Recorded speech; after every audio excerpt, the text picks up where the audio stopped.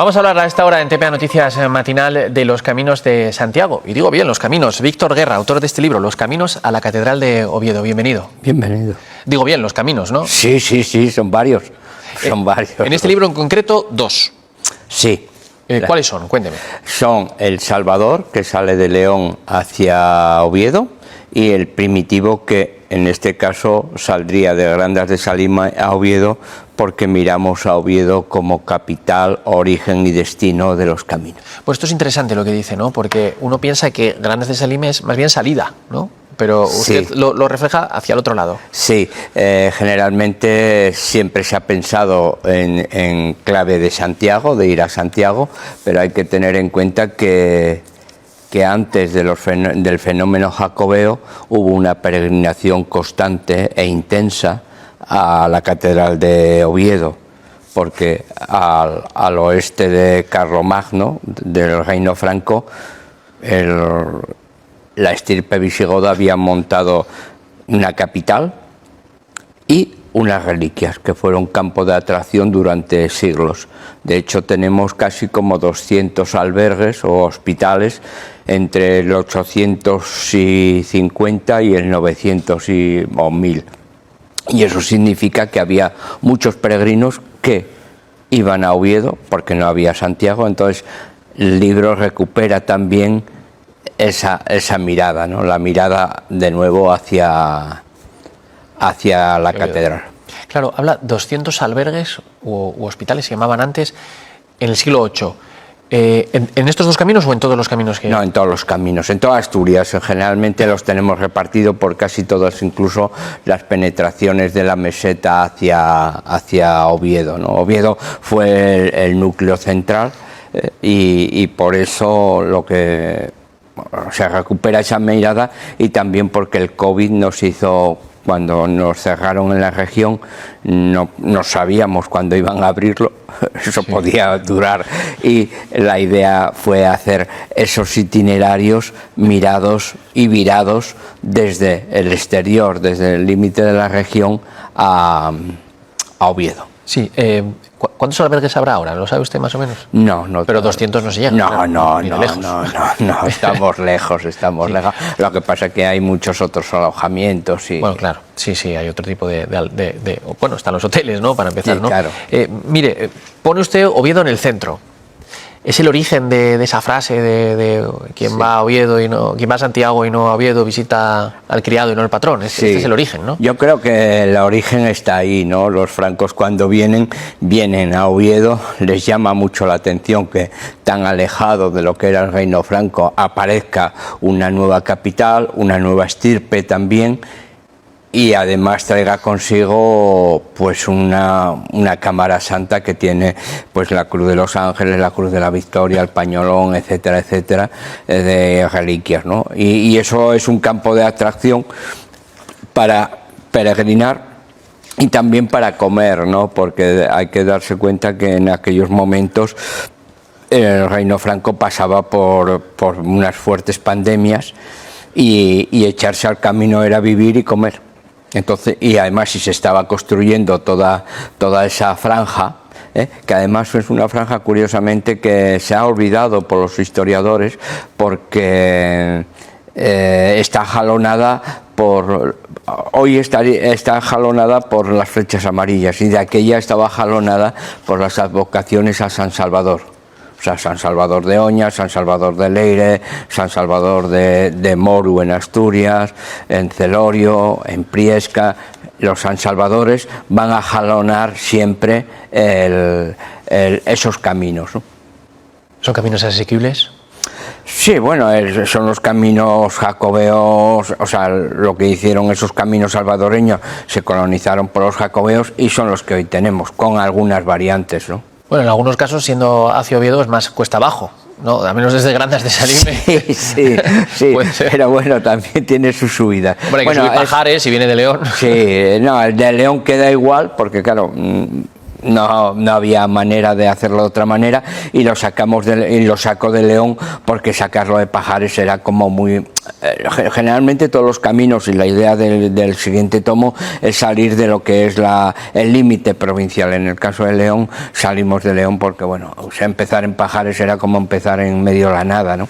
Y León tenía una cosa importante, que es ser una cabecera que tiene de prestigio, y además ibas a una pequeña aldea que es San Salvador de Calvanillas, que normalmente no se para y que debería pararse porque es uno de los hitos importantes de ese camino.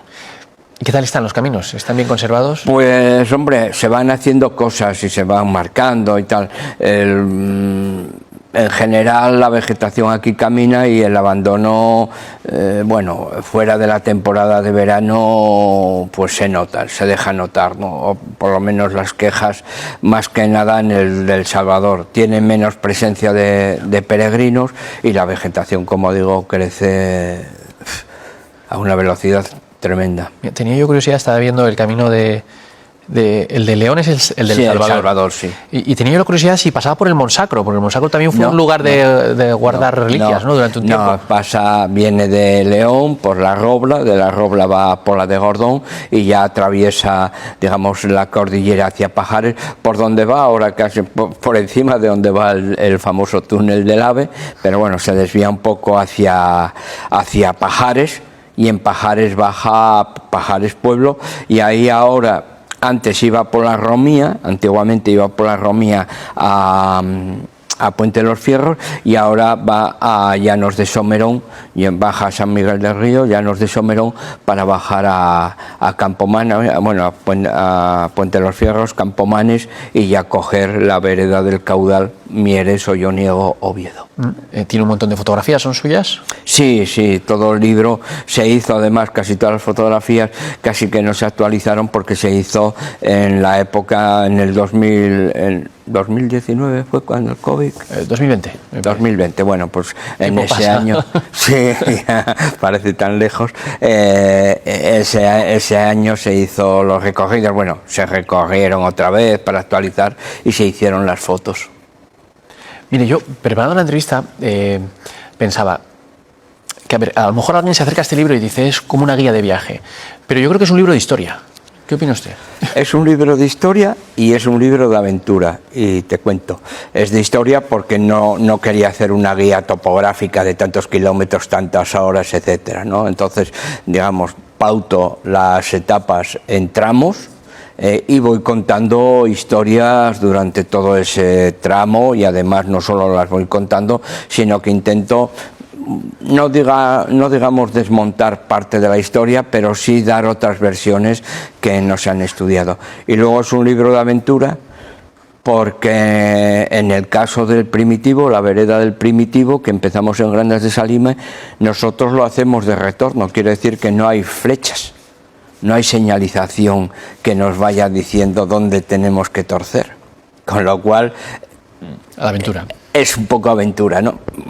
Se ve, si te fijas un poco por dónde se camina, lo que está más pisado, etcétera, etcétera, pero tiene yo que hago rutas, digamos, peregrinas de retorno a casa, pues bueno, tiene un grado de aventura interesante, ¿no? ¿El de Salvador no tiene indicaciones, entonces? ¿Tampoco? Sí, pero como vamos de Salvador hacia Oviedo, pues van en nuestro sentido.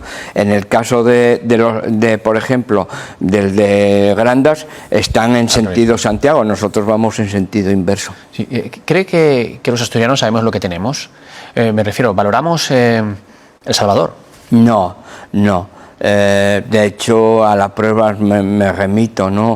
La presencia de asturianos en la oficina del peregrino cuando se recoge la boleta de haber hecho la peregrinación es muy pequeña. No sé cifras exactas ahora, pero es pequeña. Y por ejemplo, cuando se hace la apertura y el cierre de la Puerta del Perdón de Santo Toribio de Liébana, que le dediqué también otro libro de rutas y cántabras y astures, pues la verdad que la presencia de asturianos se remite a los 8 o 10 que vamos. Claro, a veces tengo la sensación de que si esto lo tuvieran otras comunidades autónomas, igual lo explotaban más. Yo creo que sí, y la prueba lo tenemos en el tema del senderismo, pues que otras comunidades no tienen otra cosa y lo explotan y se agarran a ello, y aquí como bueno aparecen y desaparecen productos y programas, pues digamos que se diluye un poco, ¿no? El tema, por ejemplo, de la bicicleta de montaña, que nosotros aquí nunca le hemos dado interés en cuanto a los centros de BTT, pues estamos viendo que en nuestra margen leonesa pues están implantando centros de BTT con bastante fuerza, ¿no? Caminando, ¿cuánto nos llevaría cada camino?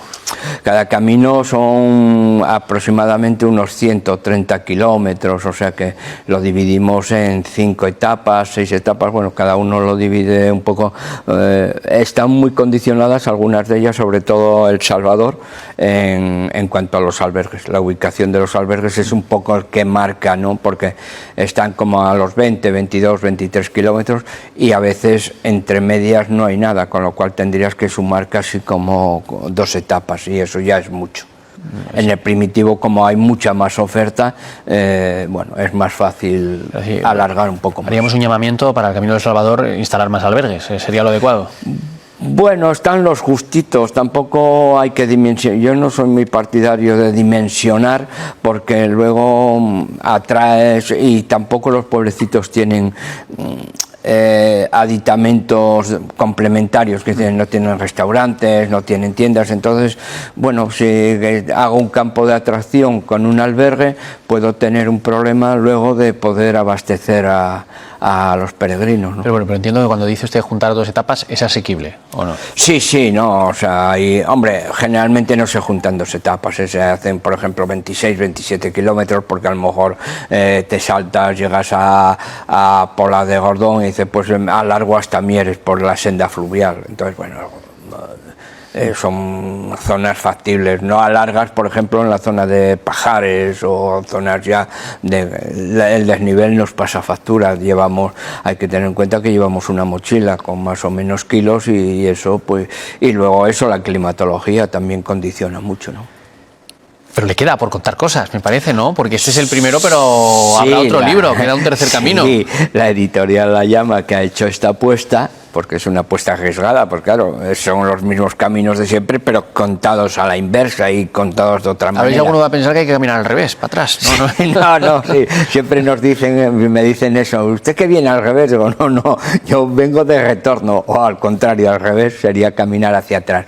No, la idea es sacar, bueno, cuando se hizo el libro se hizo con todo, pero era como el libro gordo de Petete, ¿no? O sea, era meter el camino de la costa, que va de Panes a Ribadeo, partido por medio, porque el de Ribadeo vendría a Oviedo y el de Panes a Oviedo, con lo cual ahí hay muchas etapas. Y luego hay otro camino menos conocido, bueno, ahora más conocido porque se le puso el nombre de Santuarios, que es el que llamamos Camino de los Francos, y ese sale de Panes y viene a Oviedo, o sea que habrá un segundo y no sé si un tercero. O sea, uno va por la costa desde Panes, dice. Desde Panes hasta Vegadeo, Ribadeo. Por la costa. ¿Y el otro va por el interior? El otro sale. ¿Pasa por Covadonga? Sí, sí, es el de el que hoy llamamos santuarios, es el que llamamos de los francos, porque cuando venían los peregrinos francos y bueno, y autóctonos en la zona de San Vicente, para no pisar las láminas de agua, se metían hacia Panes y luego venían por debajo del Cuera a San Salvador de Abándames, a San Salvador de Plecín, que es en Ayes, hacia Onís, Cangas de Onís, capital del reino visigodo, y ya por lo que llaman la depresión mesoterciaria a Piloña y ya a Oviedo. Es muy bonito y muy poco conocido. Lo que no tiene es albergues, tiene alojamientos y no muchos tampoco. ¿Cuántas veces habrá imaginado usted cómo eran esos primeros peregrinos? Muy complicado, muy duro. Primero no podías mojarte, con lo cual siempre se huía del agua, de los ríos, eso que ahora vemos tan común, ¿no? Las carreteras pegadas a los ríos, eso era imposible porque mojarse era, bueno, no poder secarte. Y luego generalmente iban por las crestas, porque así veían quién venía y quién iba. Y luego, como no conocían, digamos que eran reos de los arrieros. O sea, los arrieros van a ser los que los lleven, porque la gente venía y no sabía para dónde iba. Oiga, para ir a tal sitio, pues espere que viene no sé quién, que te lleva hasta no sé dónde. Por eso a veces hay tantos caminos como Arriero sabía, porque uno decía, no, mire, yo no voy ahí, pero voy al lado, le puedo dejar, y así aparecen, por ejemplo, en el Primitivo aparecen, bueno, pasándose el Primitivo al del norte o la costa, en Ferrera los Gavitos, aparece en la zona de Concilleiro. ¿Por qué? Porque era el tránsito de los arrieros vaqueiros, ¿no? Entonces, bueno, quedaba supeditado a que ellos conocían el territorio y que te iban llevando. Sí, bueno, la última. Entiendo que el camino primitivo sí tiene gente o sí tiene peregrinos. Mucha gente. Ahora esto ha crecido gente. Incluso. Mucho. Pero los otros ¿cómo están? Bueno, el que más información tenemos es el primitivo, porque es mucho más activo, es más pequeñito y tiene una red de albergues interesante, ¿no? Y ha subido como la espuma. Ahora en verano puede estar en 150 personas, peregrinos por día, que eso para un camino de esa naturaleza es importante. En el camino de la costa se nos diluye más la información, primero porque es más largo. También es verdad que lo hace menos gente porque ha bajado lo que llamamos la peregrinación de larga distancia, y también porque se diluye en cuanto a los alojamientos porque la oferta es muy diversa, pensiones, campings, albergues, entonces digamos no está tan atomizada como en la zona del primitivo en albergues, que es fácil de contar y saber, y sin embargo digamos, y la visualidad de peregrinos en la costa también es un poco más difícil, ¿no? Pues Víctor Guerra, autor de este libro, Los caminos a la Catedral de Oviedo, con estos dos caminos, el primitivo y el que viene desde Grandas de Salime. Enhorabuena por este trabajo y esperamos ya el siguiente. Muy bien, gracias.